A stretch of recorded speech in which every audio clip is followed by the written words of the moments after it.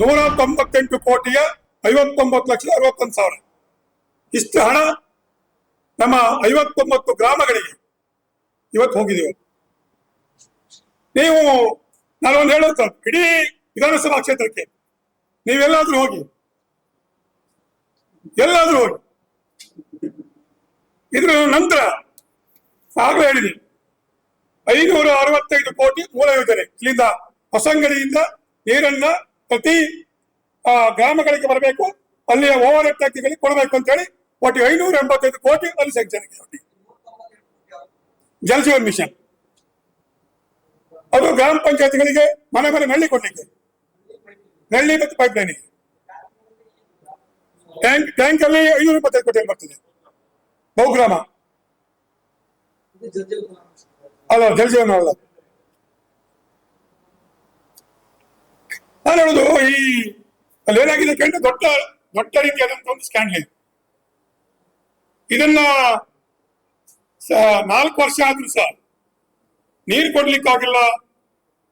ಇಷ್ಟು ದೊಡ್ಡ ಅಮೌಂಟ್ ಇವತ್ತು ಪ್ರತಿ ಗ್ರಾಮ ಪಂಚಾಯತಿಗಳಿಗೆ ಹೋಗಿದೆ, ಯಾವುದೇ ಜನರಿಗೆ ಮಾಹಿತಿ ಇಲ್ಲ. ಮನೆಗೆ ನಾಳೆ ಶಿರೂರಿನಲ್ಲಿ ನಮ್ಮನೆ ಹೋದವಾಗ ಹೇಳಿದ್ರು, ಆ ರೈಲ್ವೆ ಸ್ಟೇಷನ್ ಹತ್ರ ಅಲ್ಲ ನೀರಿನ ಸಮಸ್ಯೆ. ಇವತ್ತು ಬೆಳಿಗ್ಗೆ ಉಪ್ಪಂದಲ್ಲಿ ಫೋನ್ ಮಾಡ್ರು, 5, 6, 7, 8, 9, 10 5, 6, 7 ಮಾಡಲ್ಲಿ ಮೀನುಗಾರರು ಅದು 2 ದಿವಸ ಒಂದ್ಸಲ ನೀರು ಕೊಡ್ತಾರೆ. 2 ದಿವಸ ಒಂದ್ಸಲ ಅವರು ಮೀನುಗಾರಿಕೆ ಹೋಗೋದು ಕೂತ್ಕೊಂಡು ನೀರು ಹಿಡಿಯುವಂತ ಪರಿಸ್ಥಿತಿ. ಕರಾವಳಿಯಲ್ಲಿ ಎಲ್ಲೂ ನೀರಿಲ್ಲ. ಆ ಗೊಂಗೊಳ್ಳಿಯಲ್ಲಿ ಇವತ್ತು ಫೋನ್ ಮಾಡಿದ್ರು, ದಾಖೋ ಕ್ಲೀನರ್ ಅವರು ಮನೆಯೇ ಪಂಚಾಯತ್ ಮುಖ್ಯ ಹಾಕಿದ್ದಾರೆ. ಅವರ ಗೊಂಗೊಳ್ಳಿ ದಾಖೋ ಕ್ಲೀನರ್ ನೀರಿಲ್ಲ ಅಂತ ಹೇಳಿ ಅಲ್ಲಿ 4-5 ಕೋಟಿ ಹೇಳಿಕೊಟ್ಟಿದ್ದಾರೆ. ನಾವುಂದ ಕರಾವಳಿಯಲ್ಲಿ ಸಮಸ್ಯೆ, ಕಿರಿಮಂಜೇಶ್ವರ ಕರಾವಳಿಯಲ್ಲಿ ಸಮಸ್ಯೆ, ಇಡೀ ಕರಾವಳಿಯಲ್ಲಿ ಎಲ್ಲೂ ನೀರಿಲ್ಲ. ಕರಾವಳಿ ಮಾತ್ರ ಅಲ್ಲ, ಈಗ ಎಲ್ಲಿಯೂ ನೀರಿಲ್ಲ. ನಾವು ಇದನ್ನ ಜನರಿಗೆ ಮುಟ್ಟಿಸಿ ಈ ಒಂದು ಕೆಲಸವನ್ನ ನಾವು ಕರೆಕ್ಟ್ ಆಗಿ ಮಾಡದೇ ಇದ್ರೆ ನಾವು ನೋಡುವಂತ ನೀರಾಗಿ ನಾನು ಹೇಳಿರ್ತಕ್ಕಂಥ ಅಧಿಕಾರಿಗಳು ಇಂಜಿನಿಯರ್ಸ್ ಇದ್ದಾರೆ. ಅದಕ್ಕೆ ಆ ಇಂಜಿನಿಯರ್ಸ್ ಅವ್ರು ಏನ್ ಮಾಡಿದ್ರೆ ನಮ್ಗೆ ಗೊತ್ತಿಲ್ಲ. ನಾಳೆ ಕೆಲ ಸಂಬಂಧಪಟ್ಟ ಹಾಗೆ ಮಾಹಿತಿ ಅಡಿಯಲ್ಲಿ ಇದು ಸಣ್ಣ ವಿಷಯ ಅಲ್ಲ. ಈ 5 ಕೋಟಿ 6 ಕೋಟಿ 7 ಕೋಟಿ ಕೆಲವು ಗ್ರಾಮ ಪಂಚಾಯತ್ ಅಲ್ಲಿ ಎಲ್ಲರೂ ಮಾಡಿರ್ತಾರೆ. ಕೆಲವು ಗ್ರಾಮ ಪಂಚಾಯತ್ ಅಲ್ಲಿ ಗ್ರಾಮ ಪಂಚಾಯತಿನ ಪೈಪ್ ಇದೆ, ಆ ಪೈಪಿಗೆ ನೀರು ಹಾಕಿಸಿ ಅಲ್ಲಿಂದ ಕೆಲವು ನಲ್ಲಿ ನೀರು ಕೊಟ್ಟಿದ್ದಾರೆ. ಆ ಕೆಲವು ಗ್ರಾಮ ಪಂಚಾಯತ್ ಹೇಳಿದ್ರೆ ಜಲ್ ಜೀವನ್ ಮಿಷನ್ ಬಂದು ನಮ್ಮೆಲ್ಲ ವಾಟರ್ ಸಪ್ಲೈ ಸ್ಕೀಮ್ ಹಾಳಾಗಿದೆ ಅಂತೇಳಿ. ಇದನ್ನ ಯಾರು ಹೊಣೆ ಮಾಡ್ಬೇಕು? ನಾವು ಪಟ್ಟಣ ಪಂಚಾಯತ್ ವ್ಯಾಪ್ತಿಯಲ್ಲಿ ನಿಮ್ಗೆ ಗೊತ್ತಿದೆ, ನಮ್ಮ ಎತ್ತರ ಭಾಗ ಗದ್ದಿನಿತ್ತು, ದುರ್ಬಿ, ಆ ಭಾಗದಲ್ಲಿ ಬೈಂದೂರು, ತೊಂಡೆಮಕ್ಕಿ, ವಿದ್ಯಾನಗರ, ಈ ಪೇಟೆ ಎಲ್ಲ ಕಟ್ಟಡ ನೀರಿಲ್ಲ. ಯಾರಿಗೂ ಕುಡಿಯುವ ನೀರಿಗೆ ಇವತ್ತು ನೀರಿನ ವ್ಯವಸ್ಥೆ ಇಲ್ಲ. ಸರ್ಕಾರ ಇಷ್ಟೊಂದು ಹಣ ಕೊಟ್ಟು ಒಂದು ಒಳ್ಳೇದಾಗಬೇಕು, ಮನೆ ಮನೆ ನೀರು ಕೊಡಬೇಕು, ಶುದ್ಧ ಕುಡಿಯೋ ನೀರು ಕೊಡಬೇಕು ಅಂತ ಹೇಳಿ ಸರ್ಕಾರ ಈ ದೊಡ್ಡ ರೀತಿಯಾಗಿರ್ತಕ್ಕಂಥ ಹಣವನ್ನು ಕೊಟ್ಟರು ಸಹ ಇಲ್ಲಿಯ ಅಧಿಕಾರಿಗಳು, ಇಲ್ಲಿಯ ಇಂಜಿನಿಯರ್ಗಳು ಅದನ್ನು ಸರಿಯಾಗಿ ಕೆಲಸ ಮಾಡಿಸಿದೆ. ಈ ರೀತಿ ಆಗಿರ್ತಕ್ಕಂಥ ಹಗುಲು ನೆರವೇರಿಕೆ ಆಗಿದೆ ಅಂತ ಹೇಳಿದ್ರೆ ನಾವೆಲ್ಲ ಅರ್ಥ ಮಾಡ್ಕೊಳ್ಬೇಕು. ಖಂಡಿತವಾಗಿ ಯಾವ ಗ್ರಾಮ ಪಂಚಾಯತ್ ನಲ್ಲಿ ಯಾವ PDO ಈಗ ಸಂಬಂಧಪಟ್ಟ ಹಾಗೆ ಹ್ಯಾಂಡ್ ಓವರ್ ಲೆಟರ್ ಕೊಟ್ಟಿದ್ದಾರೆ, ಖಂಡಿತವಾಗಿ ಹೇಳ್ತೇನೆ ಅವರು ಖಂಡಿತವಾಗಿ ಜೈಲಿಗೆ ಹೋಗ್ತಾರೆ. ಅವರು ಜೈಲಿಗೆ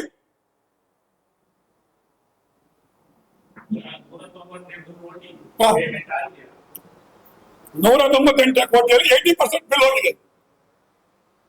80% ಸ್ವಲ್ಪ ಯಾವ ಹೆಚ್ಚಿನ ಕೆಲವು ಗ್ರಾಮ ಪಂಚಾಯತ್ಗಳು ಈಗಾಗಲೇ ಹ್ಯಾಂಡ್ ಓವರ್ ಲೆಟರ್ ಕೊಟ್ಟಾಗಿದೆ. ಕಂಪ್ಲೀಷನ್ ಲೆಟರ್ ಕೊಟ್ಟಿದ್ದಾರೆ ಕೆಲವು ಪಂಚಾಯತ್. ಅದರಿಂದ ಇದನ್ನ ಸುಮ್ಮನೆ ಕೂತ್ಕೊಳ್ಳೋ ಪ್ರಶ್ನೆ ಇಲ್ಲ.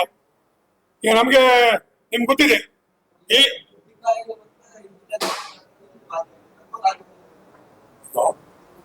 ನಾನು ಹೇಳ್ತಕ್ಕಂಥದ್ದು ಇದನ್ನೀಗ ಇಂಪ್ಲಿಮೆಂಟ್ ಸರ್ಕಾರ ಮತ್ತೆ ವ್ಯವಸ್ಥೆಯಲ್ಲಿ ಹಣ ಬಂದಿದೆ ಇವತ್ತಿಗೆ, ಆಯ್ತಾ?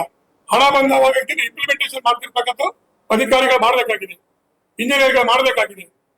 ಇದನ್ನ ಈಗ ನಮಗೆ ಇದನ್ನ ಮಾಹಿತಿ ತೆಗೆದ ಇದೆಲ್ಲ ಬಂದಿದೆ ಇವತ್ತಿಗ.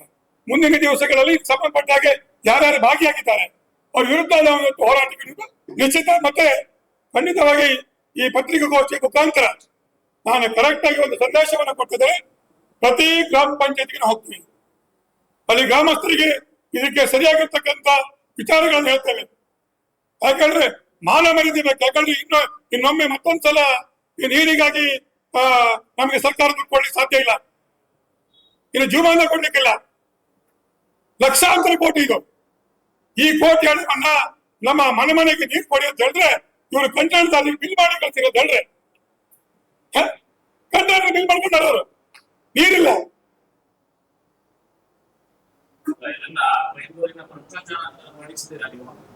ಬೈಂದೂರು ವಿಧಾನಸಭಾ ಕ್ಷೇತ್ರ ವ್ಯಾಪ್ತಿಯಲ್ಲಿ ಈ ಒಂದು ಜಲ್ ಜೀವನ್ ಮಿಷನ್ ಅಡಿ ಏನ್ ಕೆಲಸ ಆಗಿದೆ, ಇದು ಬ್ರಹ್ಮಾಂಡ ಭ್ರಷ್ಟಾಚಾರ ನಡೆಸಿದೆ. ಬ್ರಹ್ಮಾಂಡ ಭ್ರಷ್ಟಾಚಾರ. ಏನು ಮೂಲ ಯೋಜನೆ ಜನರಿಗೆ ನೀರು ಕೊಡ್ಬೇಕಂತ ಹೇಳಿ ಏನು ಯೋಚನೆ ಇದೆ, ನೀರು ಕೊಡದೆ ಇದ್ದು ಭ್ರಷ್ಟಾಚಾರ ಅವರದು. ಪೈಪ್ ಯಾರಿಗೆ ಹಾಕಿದ್ದಾರೆ ಇವರು? ಪೈಪ್ ಹಾಕ್ಲಿಕ್ಕೆ ಹೇಳಿದ್ದಾರೆ ಇವರಿಗೆ. ಯಾವ ಮನೆಯಲ್ಲಿ ನೀರು ಬರ್ತಾರೆ ಇವತ್ತು? ನಾವು ವಿಧಾನಸಭಾ ಕ್ಷೇತ್ರದ ಪ್ರತಿಯೊಂದು ಗ್ರಾಮ ಪಂಚಾಯತಿ ಹೋಗುವ, ಇವತ್ತು ಪ್ರತಿ ಮನೆಗೆ ಹೋಗುವ, ಒಂದು ಮನೆಯವರು ಸಹ ನಮಗೆ ಡೈಲಿ ನೀರು ಬರ್ತದೆ ಅನ್ನೋ ಮಾತನ್ನ ಒಬ್ಬ ಗ್ರಾಮಸ್ಥ ಹೇಳಿ ಇವತ್ತು.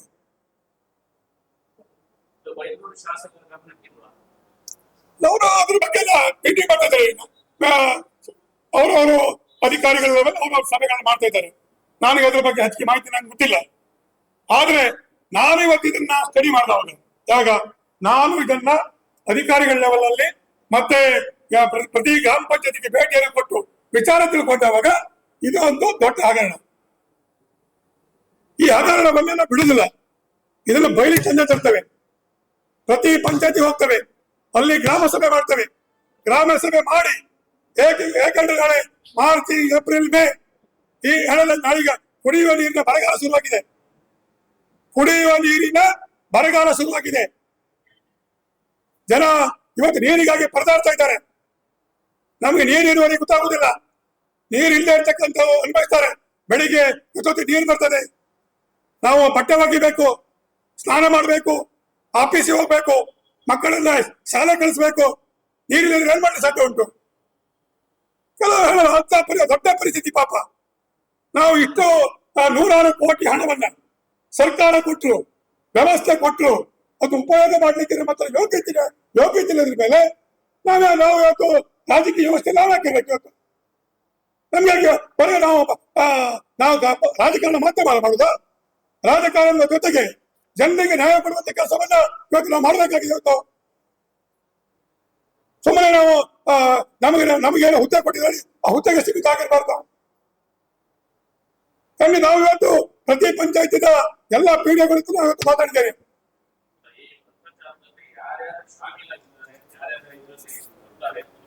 ಈಗ ನಾನು ಹೇಳ್ತಕ್ಕಂಥದ್ದು ಈ ಭ್ರಷ್ಟಾಚಾರ ಅಂತಕ್ಕಂಥದ್ದು ಇದಕ್ಕೆ ಈ ಒಂದು ಯೋಜನೆಗೆ ಸಂಬಂಧಪಟ್ಟ ಹಾಗೆ ಉನ್ನತ ಮಟ್ಟದ ತನಿಖೆ ಆಗ್ಬೇಕು. ತನಿಖೆ ಆಗದೆ ಯಾರು ಭ್ರಷ್ಟಾಚಾರ ನಮ್ಗೆ ಗೊತ್ತಾಗುತ್ತೆ ಕಂಡ. ನಮ್ಮ ಮೇಲ್ನೋಟಕ್ಕೆ ಹೇಳ್ತಾರೆ ಇದರ ಅಧಿಕಾರಿಗಳು ಶಾಮೀಲಾಗಿದ್ದಾರೆ.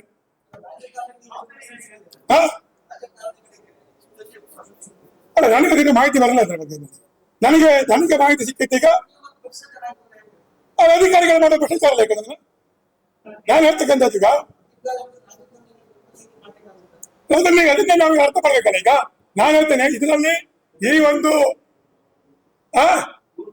ಈಗ ನಾವೀಗ ನಮ್ಮ ಹತ್ರ ದೂರ ಬಂದಿದೆ. ಈಗ ದೂರ ಬಂದು ನಾವೇನ್ ಮಾಡ್ತೇವೆ ಕೇಳಿದ್ರೆ ಇದನ್ನೀಗ ಉನ್ನತ ಮಟ್ಟದ ತನಿಖೆ ಮಾಡ್ತೇವೆ. ಮತ್ತೆ ಗ್ರಾಮ ಪಂಚಾಯತಿಗಳಿಗೆ ಹೋಗ್ತಿದೆ. ಇದರಲ್ಲಿ ಯಾರ್ಯಾರು ಶಾಮೀಲಾಗಿದ್ದಾರೆ, ಅಲ್ಲ ಅಧಿಕಾರಿಗಳಿರಲಿ ರಾಜಕಾರಣಿಗಳಾಗಲಿ ಶಾಮೀಲಾಗಿದ್ರೆ ಖಂಡಿತವಾಗಿ ಬಿಡುದಿಲ್ಲ. ನಾವು ಇದನ್ನ ಲೋಕಾಯುಕ್ತಕ್ಕೆ ನಾವು ಇದನ್ನ ರೆಫರ್ ಮಾಡ್ತೇವೆ. ಯಾವುದು ಈ ಒಂದು ಏನಿವತ್ತು ಜಲ್ ಜೀವನ್ ಮಿಷನ್ ಅಡಿ ಜನರಿಗೆ ಏನು ನೀರನ್ನ ಕೊಟ್ಟಿಲ್ಲ, ಇದ್ರ ವಿರುದ್ಧ ನಮ್ಮ ಟೀಮ್, ನಮ್ಮ ರೈತ ಸಂಘ ಖಂಡಿತವಾಗಿ ಅದನ್ನ ಯಾರ್ಯಾರಿಗೆ ಹೇಳಬೇಕು. ಈಗ ಜಿಲ್ಲಾಧಿಕಾರಿಗಳಿಗೆ, ಜಿಲ್ಲಾ ಪಂಚಾಯತ್ ಸಿಒಗಳಿಗೆ, ಪ್ರತಿ ಪಂಚಾಯತ್ಗಳಿಗೆ ಗ್ರಾಮ ಸಭೆಯನ್ನು ಮಾಡುವುದ್ರ ಮುಖಾಂತರ ಮಾಹಿತಿಯನ್ನು ಕೊಡ್ತೇವೆ. ಈಗ ವೈಫಲ್ಯ ಯಾರನ್ನೆಲ್ಲ ಹೊಡಿಬೇಕಲ್ಲ. ಈಗ ಇದರಲ್ಲಿ ಅವರೆಲ್ಲ ನಮಗೆ ಸಮರ್ಥ, ನಮಗೆ ಇದು ದೊಡ್ಡ ಹಗರಣ ಆಗಿದೆ ಅಂತ ಹೇಳಿ ನಮಗೆ ಒಂದು ವಾರದಿಂದ ನಮ್ಗೆ ಗೊತ್ತಾಗಿದೆ. ನಮ್ ಮೊದ್ಲು ಗೊತ್ತಿಲ್ಲ. ಇದರಲ್ಲಿ ಯಾರ್ಯಾರು ಶಾಮೀಲಾಗಿದ್ದಾರೆ, ಯಾರ್ಯಾರು ಇದರಲ್ಲಿ ಇದ್ದಾರೆ ಅನ್ನೋದನ್ನ ತನಿಖೆ ನಡಿಬೇಕಲ್ಲ. ಇಂಜಿನಿಯರ್ ಕಚೇರಿ ಕೊಟ್ಟಿದ್ದಾರೆ ಅವರಿಗೆ ಅಧಿಕೃತ ಮಾಹಿತಿ. ಇದಂತಕ್ಕಂಥ ಅಧಿಕೃತ ಮಾಹಿತಿ.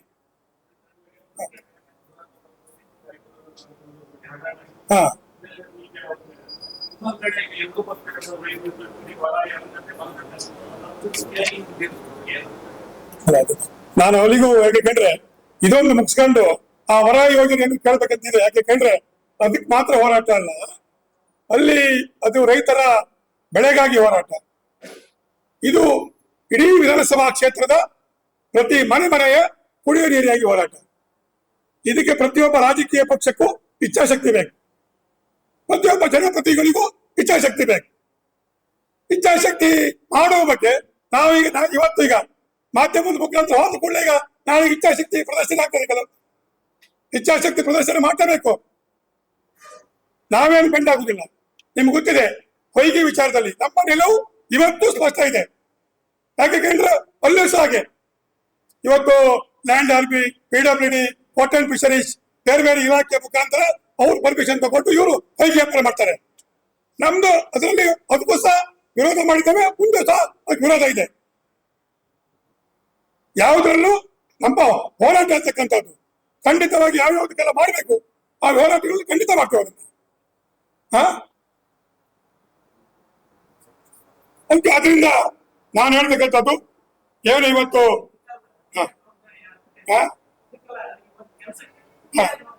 ಏನು ಜವಾಬ್ದಾರಿ ಜಿಲ್ಲಾಡಳಿತ ಸಂಬಂಧಪಟ್ಟಿರ್ತಕ್ಕಂಥ ಇಂಜಿನಿಯರಿಂಗ್ ಇಲಾಖೆ ಜಿಲ್ಲಾಡಳಿತ ಉತ್ತರ ಕೊಡ್ಬೇಕು. ಜಿಲ್ಲಾಡಳಿತ ಬೇರೆ ಬೇರೆ ಅವ್ರ ಕಾನೂನು ತಿದ್ದುಪಡಿ ಮಾಡ್ತಾರೆ, ಅಲ್ಲೇ ಕೂತ್ಕೊಳ್ತಾರೆ. ಅವ್ರಿಗೆ ಇಲ್ಲಿ ಬಂದು ಮಾಡ್ಲಿಕ್ಕಾಗಲ್ಲ, ಇಲ್ಲಿ ಬಂದು ಮಾಡ್ಬೇಕಲ್ಲ ಗಂಡ.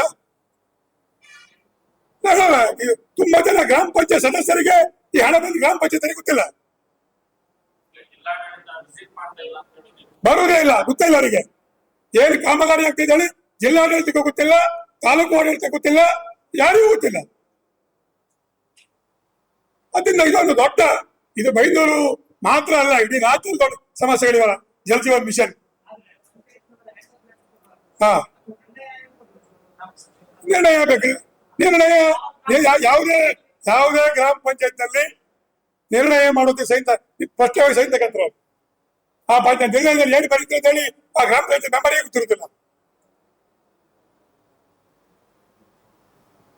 ಅದರಿಂದ ಈ ಒಂದು ಹೋರಾಟವನ್ನ, ಇದೊಂದು ಜಲ್ ಜೀವನ್ ಮಿಷನ್ ಪ್ರತಿ ಗ್ರಾಮ ಪಂಚಾಯತ್ ಅಲ್ಲಿ ಏನು ಕೆಲಸ ಆಗಿದೆ, ಇದೊಂದು ದೊಡ್ಡ ರೀತಿಯಾಗಿರ್ತಕ್ಕಂಥ ಭ್ರಷ್ಟಾಚಾರ. ಇದನ್ನ ಯಾವುದೇ ಕಾರಣಕ್ಕೂ ನಾವು ಬಿಡುವ ಪ್ರಶ್ನೆ ಇಲ್ಲ. ಪ್ರತಿ ಗ್ರಾಮ ಪಂಚಾಯತಿಗೆ ಹೋಗಿ ಇದರ ವಿರುದ್ಧ ರೈತ ಸಂಘ ಹೋರಾಟವನ್ನ ಮಾಡ್ತದೆ. ಮತ್ತೆ ಏನು ಮನೆಗೆ ಕುಡಿಯುವ ನೀರನ್ನ ಕೊಡಬೇಕು ಅಂತೇಳಿ ಏನು ಹೋರಾಟ ಇದೆ, ಖಂಡಿತವಾಗಿ ಹೋರಾಟಕ್ಕೆ ನಾವು ಹೋಗ್ತೇವೆ. ಮತ್ತೆ ಕುಡಿಯುವ ನೀರಿಗಾಗಿ ಪ್ರತಿ ಪಂಚಾಯತಿಗೆ ಹೋರಾಟವನ್ನು ಮಾಡಿ ಕುಡಿಯುವ ನೀರಿಗಾಗಿ ಹೋರಾಟ ಅನ್ನುವಂತ ಒಂದು ಹೋರಾಟದಲ್ಲಿ ಈ ಒಂದು ಹೋರಾಟವನ್ನು ಮಾಡ್ತೇವೆ ಅಂತಕ್ಕಂಥ ಈ ಒಂದು ಪತ್ರಿಕೋಷ್ಠಿ ಮುಖಾಂತರ ಹೇಳ್ತಾ ಇದ್ದೇವೆ. ಶಿರೂರಿ ಇನ್ನೊಂದು ವಾರದಲ್ಲಿ ಶುರು ಆಗ್ತದೆ, ಅದು ಶಿರೂರಿಂದ ಶುರು ಆಗ್ತದೆ. ಈಗ ಶಿರೂರಿಂದ ಇದಕ್ಕೆ ಹೋರಾಟವನ್ನು ಕೈ ತಗೊಳ್ತೇವೆ. ಇದು ಒಂದು ಹೋರಾಟ. ಇನ್ನೊಂದು 9/11 ಎಲ್ಲರಿಗೂ ಗೊತ್ತಿದೆ. ಇವತ್ತು 9/11ಗೆ ಸಂಬಂಧಪಟ್ಟ ಹಾಗೆ ನಾನೇ ಒಂದು ಎರಡು ಮಾಡಿಕೊಡುತ್ತದೆ. ಒಬ್ಬರು ಸಹಾಯ ಮಾಡುವ ಸಹಾಯಕರು ನನಗೆ 3 ತಿಂಗಳು ಮಾಡಿಕೊಡ್ಲಿಕ್ಕಾಗಿದೆ. 3 ತಿಂಗಳು ಬೆನ್ನತ್ತಿದ್ದಾರೆ 9/11. ಪಾಪ ಮನೆ ಕಟ್ಟುವವರಿಗೆ ಸಾಲ ಮಾಡ್ಲಿಕ್ಕೆ, ಕೆಲವರಿಗೆ ಮದುವೆ ಮಾಡ್ಲಿಕ್ಕೆ ಸಾಲ ಮಾಡ್ಲಿಕ್ಕೆ, ಕೆಲವರಿಗೆ ಕಟ್ಟಡ ಕಟ್ಟಲಿಕ್ಕೆ ಬೇರೆ ಬೇರೆ ಅವರಿಗೆ ಸಾಲ ಮಾಡ್ಲಿಕ್ಕೆ ಪಾಪ ಮದುವೆ ದಿನಾಂಕ ಇಡ್ಲಿಕ್ಕೆ ಅವ್ರಿಗೆ ಆಗಲ್ಲ, ಮನೆ ಕಟ್ಲಿ ದಿನಾಂಕ ಇಡ್ಲಿಕ್ಕೆ ಆಗಲ್ಲ. ಈ ಪ್ರಾಧಿಕಾರದ ಬೆನ್ನಿ ತಿರುಗಿ ಸಾಕಾಗಿ ಪ್ರಾಧಿಕಾರದೊಟ್ಟಿಗೆ ಗ್ರಾಮ ಪಂಚಾಯತ್ ಅಲ್ಲಿ ಆಗುದಿಲ್ಲ. ಪ್ರಾಧಿಕಾರದ ಬೆನ್ನಿ ಹತ್ತಿ ಹೋದ್ರು ಸಹ ಅವ್ರು ಕೆಲಸ ಮಾಡಿ ಕೊಡುದಿಲ್ಲ. ಪ್ರಾಧಿಕಾರದವರು ಒಂದು ಭ್ರಷ್ಟಾಚಾರದ ಕೂಪ. ಅದು ಪ್ರಾಧಿಕಾರದವರು ಇದೇ ರೀತಿಯಾದಂತ ರೈತರಿಗೆ ಜನರಿಗೆ ಸತಾಯಿಸಿದ್ರೆ ನಾನೀಗ ಬರುವಾರದಲ್ಲಿ ಆ ಪ್ರಾಧಿಕಾರಕ್ಕೆ ಗುತ್ತಿ ಆಗ್ತಾರೆ. ಪ್ರಾಧಿಕಾರ ಆಫೀಸಿಗೆ ಬೀಗ ಹಾಕ್ತಾರೆ. ಕುಂದಾಪುರಕ್ಕೆ ಹೋಗಿ ಆ ಪ್ರಾಧಿಕಾರದ ಆಫೀಸಿಗೆ ಬೀಗ ಹಾಕುವಂತ ಕೆಲಸವನ್ನ ನಾವು ರೈತರು ಸೇರಿ ಮಾಡ್ತೇವೆ. ಮೊನ್ನೆ ಒಬ್ರು ಕರ್ಕೊಂಡು ಅವ್ರ ಮನೆ ಡೇಟ್ ಇಟ್ಕೊಂಡಿಲ್ಲ, 9/11 ಆಗ್ತಾ ಇಲ್ಲ, ಅವ್ರಿಗೆ ಸಾಲ ತಗೊಳ್ಳಿಕ್ಕಿಲ್ಲ. ಅವರಿಗೆ ಯಾವುದು ಹೌದು, ಅವರಲ್ಲಿ ಮಾತಾಡ್ತಾರೆ. ಅಲ್ಲ, ಸರ್ಕಾರ ಸಮಸ್ಯೆ ಅಲ್ಲ ಇದು. 9/11 ಕೊಡ್ಲಿಕ್ಕೆ ಪ್ರಾಧಿಕಾರದವರಿಗೆ ಅಧಿಕಾರ ಇಲ್ಲ. ಸರ್ಕಾರ ಏನ್ ಮಾಡೋದಕ್ಕೆ ಈ ಪ್ರಾಧಿಕಾರದ ಅಧಿಕಾರಿಗಳೇ ಕೊಡ್ತಾ ಇಲ್ಲ. ಒಂದು 3 ತಿಂಗಳು 4 ತಿಂಗಳು ಸದಾಯಿಸ್ತಾರೆ. ಅದರಿಂದ ಪ್ರಾಧಿಕಾರದಲ್ಲಿ ಸರಿ ಆಗ್ತಿದ್ರೆ ನಾನು ಬರುವಾರ ನಮ್ಮ ರೈತರು ತಗೊಂಡು ಹೋಗಿ ಆ ಆಫೀಸಿಗೆ ಬೀಗ ಹಾಕ್ತಾರೆ. ಮಾತ್ರ ಖಂಡಿತ ಬರುವ ಒಂದೇ ವಾರದಲ್ಲಿ ಹೋಗಿ ಕುಂದಾಪುರದ ಪ್ರಾಧಿಕಾರದ ಆಫೀಸಿಗೆ ಅವರು ಇದೇ ತರ ಡಿಲೇ ಮಾಡಿದ್ದಾರೆ, ಬೀಗ ಹಾಕುವಂತ ಕೆಲಸ ಮಾಡ್ತಾರೆ. ನಾನು ಅಲ್ಲ, ಅವರಿಗೆ ಒಂದು ಹಣ ಕೊಡ್ಬೇಕು ಅವರಿಗೆ. ಅವರು ಯಾವಾಗ ಬರ್ತಾರೆ, ಏನು ಬರ್ತಾರೆ, ಯಾವಾಗ ಮಾಹಿತಿಯನ್ನ ಗ್ರಾಮ ಪಂಚಾಯತಿ ಕೊಡುದಿಲ್ಲ. ದುಡ್ಡು ಕೊಡದವ್ರು ಕೆಲಸ ಮಾಡ್ತಾರೆ ಬಿಡಿ. ಅವರು 5-10 ಸಾವಿರ ರೂಪಾಯಿ ತಗೊಂಡ್ರೆ ಯಾವುದನ್ನು ಕೊಡುದಿಲ್ಲ. ಅದು ಗ್ರಾಮ ಪಂಚಾಯತಿಯಲ್ಲಿ 911 ಅವ್ರು ಕೊಡ್ಬೋದು, ಯಾರು ಪ್ರಾಧಿಕಾರ ಕೊಡ್ಬೋದು. 911 ತಗೊಂಡ ನಂತರ ವೆಬ್ಸೈಟ್ ಇಲ್ಲ ಆಗ್ತದೆ ಪಂಚಾಯತ್ ಅಲ್ಲಿ, ಅದೆಲ್ಲೇ ಅದು ಲಾಸ್ಟ್. ಪ್ರಾಧಿಕಾರದಲ್ಲಿ ಕೆಲಸ ಮಾಡ್ತಾ ಇಲ್ಲ. ಅದರಿಂದ ಈ ಒಂದು ವಿಚಾರದಲ್ಲೂ ಸಹ ನಮ್ಮ ಹೋರಾಟ 911 ಬಗ್ಗೆ ಇದು ರೈತರಿಗೆ, ಸಾರ್ವಜನಿಕರಿಗೆ ದೊಡ್ಡ ರೀತಿಯಾದಂತಹ ಸಮಸ್ಯೆ ಆಗ್ತದೆ. 3ನೇದು ಸಹಕಾರಿ ವ್ಯವಸ್ಥೆಯಲ್ಲಿ ಈಗಾಗಲೇ ಸರ್ಕಾರ ಮೊದಲೇ ನಮ್ಮ ಈ ಒಂದು ಕೋಆಪರೇಟಿವ್ ಸೊಸೈಟಿಗಳಲ್ಲಿ ಸಾಲ ಮಾಡಲಿಕ್ಕೆ ನೋಟ್ರಿಯನ್ನು ಮಾಡಿಕೊಟ್ಟಿದ್ರು. ನೋಟ್ರಿ ಅಂದ್ರೆ ರಿಜಿಸ್ಟ್ರೇಷನ್ ಅಲ್ಲ. ಈ ಒಂದು RTC ಅಲ್ಲಿ 5-6 ಜನ ಹೆಸರಿದ್ರೆ 5-6 ಜನ ಹೆಸರಿದ್ರೆ ಅದರಲ್ಲಿ 5 ಜನ ನೋಟ್ರಿ ಮಾಡಿ ಅವ್ರು ಸಾಲ ತಗೊಳ್ತಾ ಇದ್ರು. ಅದು ಈಗ ಬೇರೆ ಬೇರೆ ಲೋನ್ ಮಾಡ್ಲಿಕ್ಕೆ ಅದರಲ್ಲಿ ಫೋರ್ಜರಿ ಆಗ್ತದೆ, ಸಮಸ್ಯೆ ಆಗ್ತದೆ ಅಂತಕ್ಕಂಥದ್ದನ್ನ ಹೇಳಿದ್ದಾರೆ. ಬಟ್ ನಾನು ಹೇಳ್ತಕ್ಕಂಥದ್ದು ಬೇರೆ ಲೋನ್ಗಳಿಗೆ ಮಾಡಲಿ. ಈ ವರ್ಷ ಪ್ರತಿ ರಿನ್ಯೂವಲ್ ಆಗ್ತಕ್ಕಂಥ ಬೆಳೆ ಸಾಲ, ಆ ಬೆಳೆ ಸಾಲಕ್ಕೆ ಇವರು ಹೋಗಿ ಅಲ್ಲಿ ರಿಜಿಸ್ಟ್ರೇಷನ್ ಮಾಡೋಕೆ ಹೋದ್ರೆ 10-15 ಸಾವಿರ ರೂಪಾಯಿ ಖರ್ಚು ಬರ್ತದೆ. ನಾನು ಹೇಳ್ತಕ್ಕಂಥದ್ದು ಸರ್ಕಾರಕ್ಕೆ ಮತ್ತು ಜಿಲ್ಲಾಡಳಿತಕ್ಕೆ ಮನವಿ ಮಾಡೋದು, ನೀವು ಬೇರೆ ಲೋನಿಗೆಲ್ಲ ಅದು ಸಬ್ ರಿಜಿಸ್ಟ್ರೇಷನ್ ಮುಖಾಂತರ ಮಾಡಿ. ಆದ್ರೆ ಈ ಬೆಳೆ ಸಾಲಕ್ಕೆ ಸಂಬಂಧಪಟ್ಟ ಹಾಗೆ ರೈತರಿಗೆ ನೋಟ್ರಿ ಮುಖಾಂತರ ಏನು ಅಫಿಡವಿಟ್ ಮಾಡಿ ಕೊಡ್ತಾರೆ, ಆ ಅಫಿಡವಿಟ್ ಆಧಾರದ ಮೇಲೆ ಅವರಿಗೆ ಬೆಳೆ ಸಾಲವನ್ನು ಕೊಡಬೇಕು ಅಂತಕ್ಕಂಥ ಒಂದು ಆಗ್ರಹವನ್ನು ನಾನು ಸರ್ಕಾರಕ್ಕೆ ಮತ್ತು ಜಿಲ್ಲಾಡಳಿತಕ್ಕೆ ಇದ್ರ ಮುಖಾಂತರ ನಾನು ಆಗ್ರಹವನ್ನು ಮಾಡ್ತಾ ಇದ್ದೀನಿ.